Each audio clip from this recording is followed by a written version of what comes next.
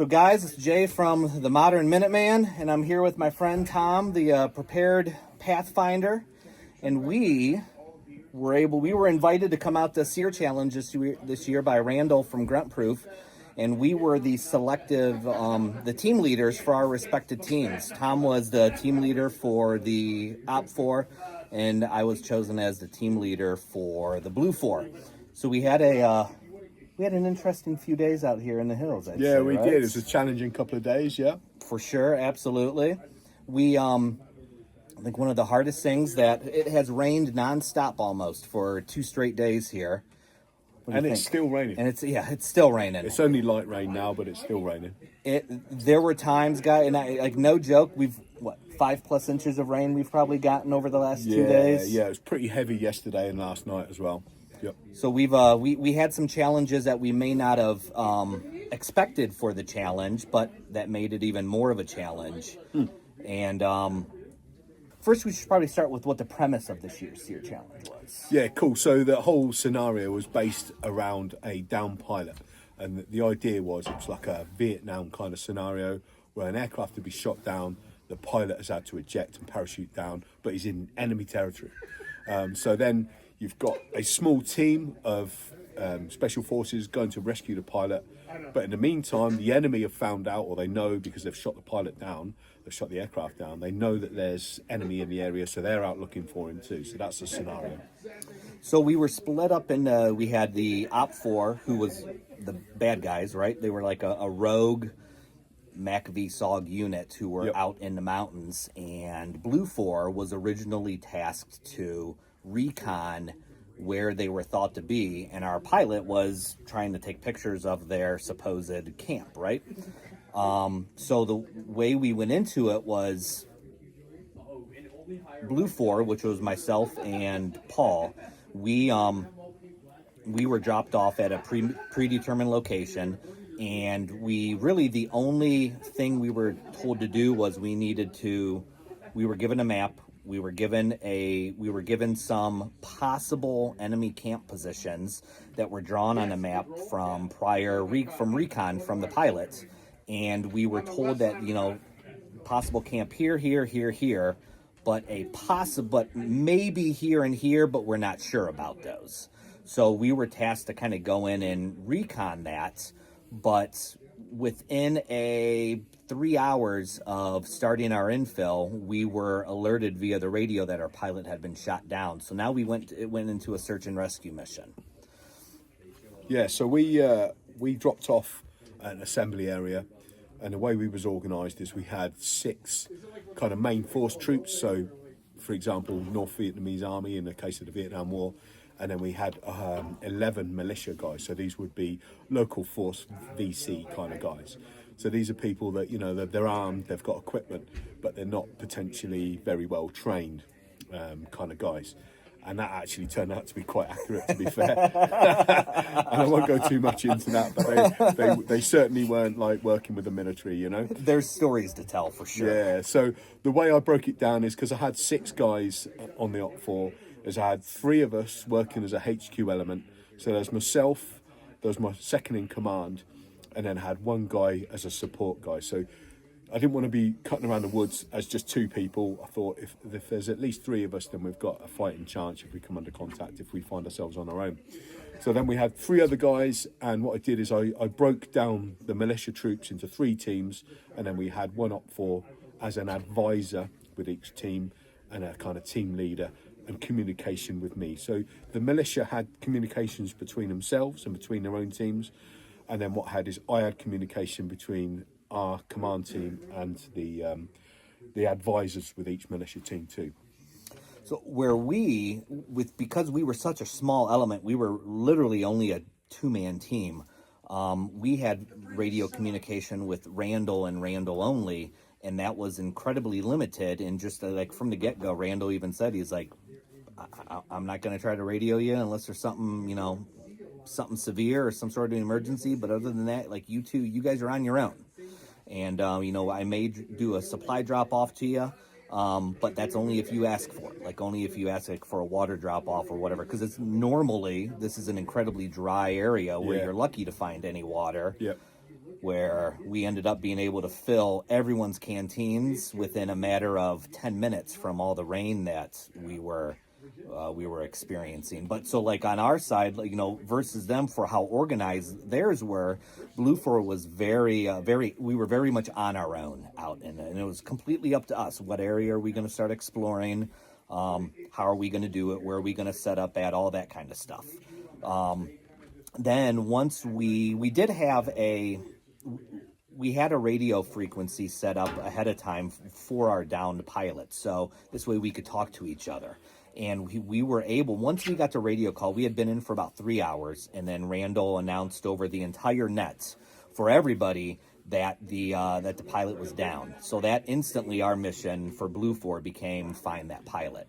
So he was told that he needed to move to a very specific spot on a high point, and then he could radio us to be able to transmit his coordinates. And from that, once we got his coordinates, we were able to then formulate a plan between him and between the two of us as to how we were going to meet up. Because now we had to meet up and then get him to an extraction point for the extraction point. And as you can see with the train behind us here, we had to find an area that was suitable for a helicopter to land in for the actual extraction, which it is not an easy feat in this area, especially when you have a team of, how many guys were you guys total? 17. So, 17 guys out on, 3,500 acres? Yeah, it was a big area. To be able to try to evade them during that whole time, that was no small chore for sure. And we risked not only are we looking for this pilot, but we also risked, if we got captured, we would have to endure a phase of interrogation and with these guys, ridicule. That that's all part of interrogation. It's right? all part of interrogation. Yeah. We would have to endure that. But if the pilot got captured, game was over. We lost. If both me and my teammate Paul, if both of us got captured, game over. We lost. But as long as one of us was still around with the pilot, we were still in game and everything was still game on. So once we were able to make contact with the pilot, we planned a rendezvous point, and then Paul and I found a real suitable area where we were able to get really well hidden and watch where we wanted the pilot to come through at. So we kind of met in the middle a little bit, and it worked out. It was like clockwork. So within under 24 hours, we had rescued the pilot, which after the event, we found out right, Paul helped. After this, the guys are all making fun of us over there. After that happened, and we found out after the event that Op 4 was a little pissed off that we had gotten a hold of him so quickly. So we got lucky. I'm not going to say we were good. We were just lucky that it worked out the way it did. Yeah, so from our point of view then, we deployed out on the ground. We got to an area where I decided we was going to set up a patrol base because we was all carrying rucksacks with a lot of gear in for up to 4 days. So what we did is we went off the trail, dumped our rucksacks, and then moved on foot to the area. Basically, we was given a rough grid of where these guys may be. They said there was an intelligence update to say there may be some guys moving around in this area. So we moved into that area. I then split our teams down into 3 fighting teams. They went and searched areas, and as it turns out, the grids we were given weren't accurate. So you can only go off the intelligence you've got. As mentioned there by Jay, it was a massive area. It was a very, very big area. And also, it was a lot thicker than what you see behind us. The area was mainly very, very well vegetated, very thick. And to give you an example of how thick it was, when we were inserted, our 2-man team, it took us, the manzanitas are so thick that it took us about 2 hours to move half a mile through it. Yeah. And it's exhausting. There's points where we were on our hands and knees, crawling, pushing. You ever see cavers where they're pushing their ruck in front of them, going through tight crawl spaces inside the caves? Like there's spots in the manzanitas where that's how you're having to do it. Or you're sliding on your butt, or you're shimmying through. It's no easy feat. And then to be able to stay on whatever heading you're on is even harder. Yeah. It's so, and there's a lot of times, and I'm sure you can attest to this, you almost your route and where you decide to set up camps or patrol bases or observation posts or whatever it may be, terrain dictates a lot Yeah, of it. It it really does, yeah. does. And you may only go in half a mile and you're like, it's taking you half a day to get there, and you're like, well, this is as good as it's going to get. Let's Yeah. make the best of it. Yeah. So we broke out into those 3 teams, and I detailed each team to search an area. Like I say, we was given a potential area where these guys might have been, but it was false information. It was basically getting us to move around the area based on false info.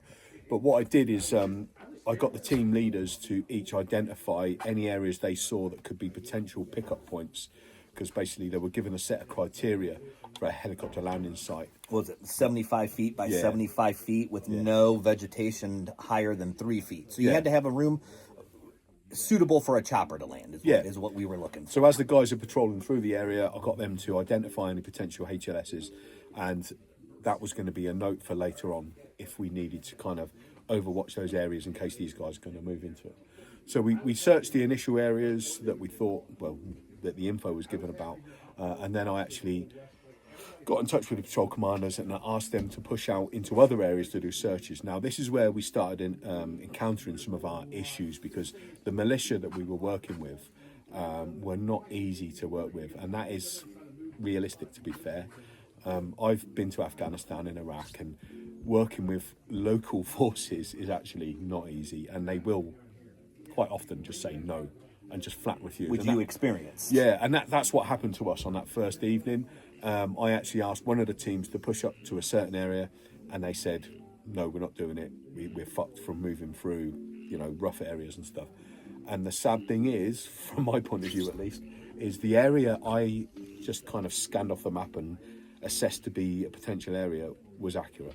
Yes, so, which was funny. So the area that we hunkered down in, so we were comparing notes on our maps when we all got back, and we were looking at it, and I pointed to the spot where we stayed the first night, and your eyes just went wide right away. You were like, are you shitting me? Like, really? That's where you were at? You were like, that's... And then because that's the area I detailed one of my patrols to go and search, and they just said no, because they're tired. And we'd only been on the ground a couple of hours, so I wasn't too impressed with that, I've got to say. And there's nothing you can do about that. If they say no, they say no, And then our second night where we holed up at, that was another night that you were like, hey, I think they might be here now. Because obviously you're not... Once you stay overnight in an area, you don't want to stay overnight in that area again. You need to move. Yeah.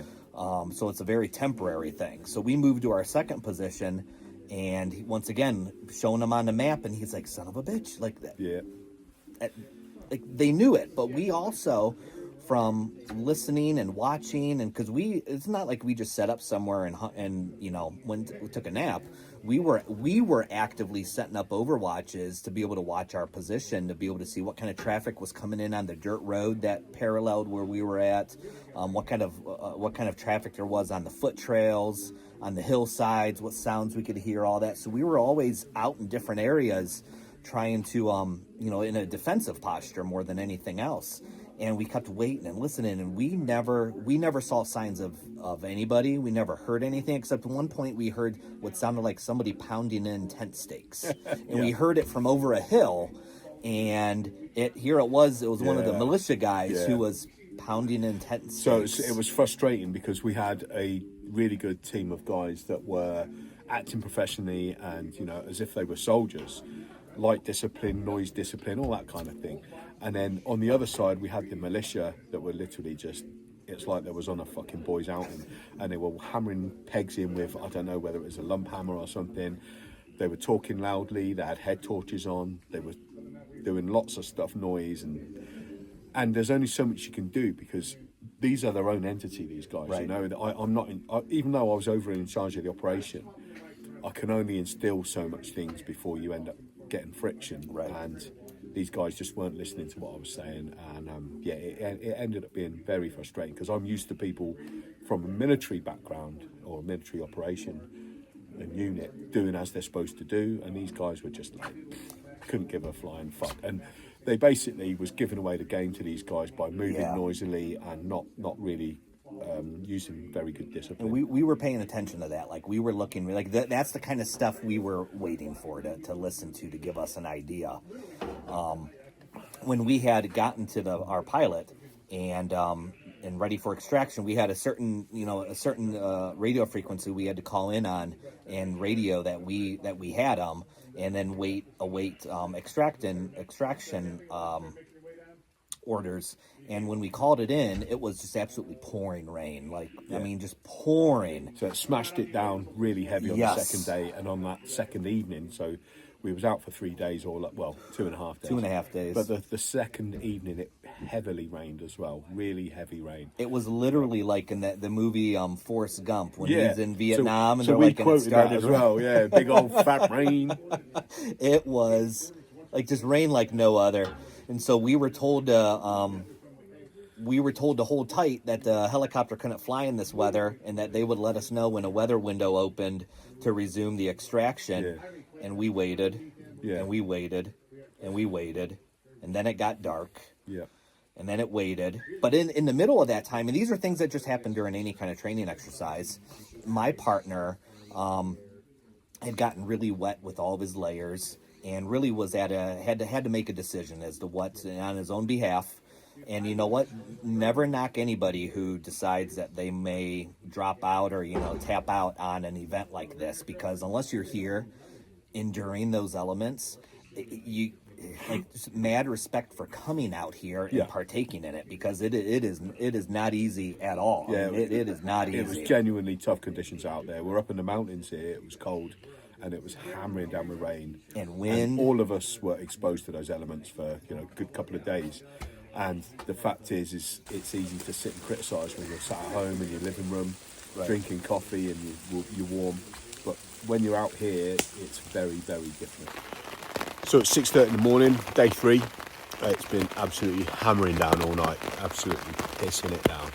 And sadly, one of these guys decided it wasn't for him. Yeah. His kit was, soaked through, and he decided on safety reasons I need to tap out. So that's what happened. Yeah, and then so we radioed Randall. We had an emergency frequency that if there was any kind of an emergency whatsoever, that's what we were supposed to use. So we radioed it in. Randall put out a bulletin to everybody that we had somebody tapping out, and that basically for everyone to stand down until he was extracted. So we were given a set of coordinates, we were given a grid coordinate for getting him to, in order for them to come down and meet. And keep in mind, it's light is fading. It was getting dark, and we had to hike out for about 20 minutes down a road and drop him off. And Randall came and picked him up. And once he was out of the area, it was announced on the radio that all parties, game is back on, and that's it. Yeah. And me and the pilot, we worked our way back to our spots, and we did it. By then it was essentially dark. So we quietly made it all the way back and hunkered. By this point, it was about 6 p.m. and the rain was not letting up. So we knew, at that point, we had decided for ourselves, Op 4 is not actively looking for us right now. So we decided, we're like, you know what, let's get under our shelter, which was in a very well hidden spot. But because it was so well hidden, it wasn't the most comfortable of spots. But we just crawled into our bivy sacks and put dry clothing on and just waited it out. That's all we could do. I mean, we were waiting for the call on the radio to be able to extract, but it never came. So for us at this time, we'd gone back to our patrol base, because literally we'd been sat in heavy and rain. And you had all people day. dropping out. Yeah, so what happened is we went back to our patrol base to get basically a bit of rest, get some dry kit on, get some food, and the plan was to go back out and look for these guys. But in the meantime, the militia, again, just decided to up sticks and bugger off.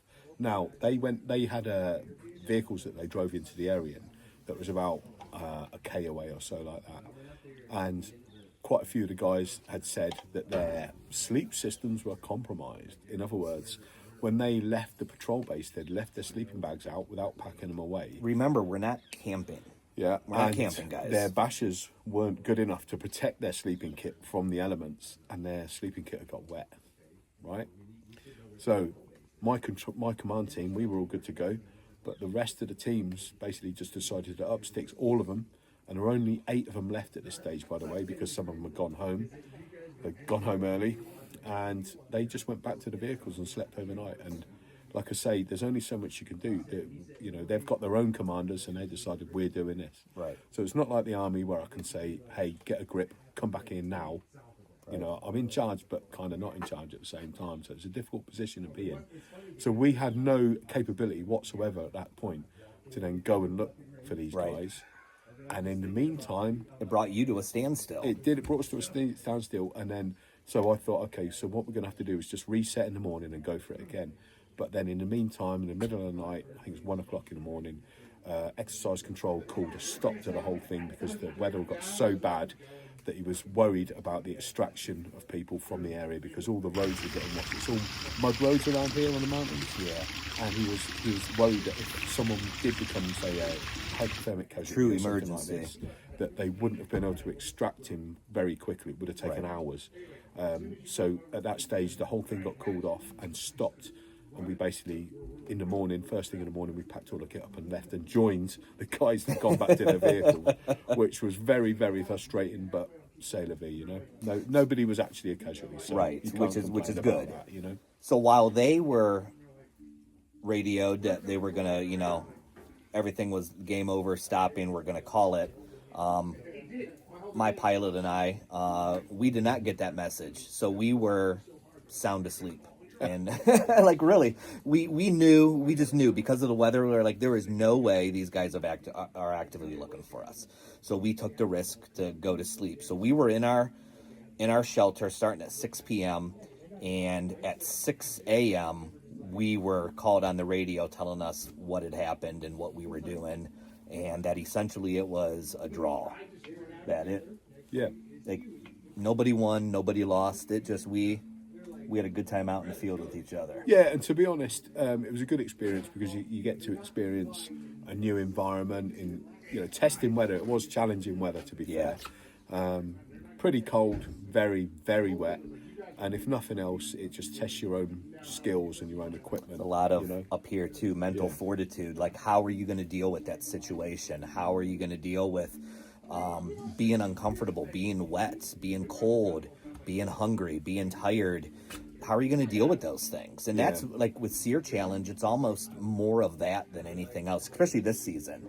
Because, I mean, Mother Nature threw what she had at us, and it was definitely a test of that as to how you were going to deal with that kind of adversity. And it was rough. It was good. Yeah. And unfortunately, we never got to the actual interrogation phase, which is probably just as well for you. I saw. So we're back here at Randall's place, and we're these guys, Tom and Ben, are showing us videos of what they planned on to do, and it's hilarious. You guys know we all get along with each other, like we're all friends. But at the end of the day, you know, when you're on a field training exercise and there is a goal, there's no holds. No. Bar, that's for sure. We had a whole load of fun stuff planned for Jay and the other guys, but unfortunately we didn't get to do that. So.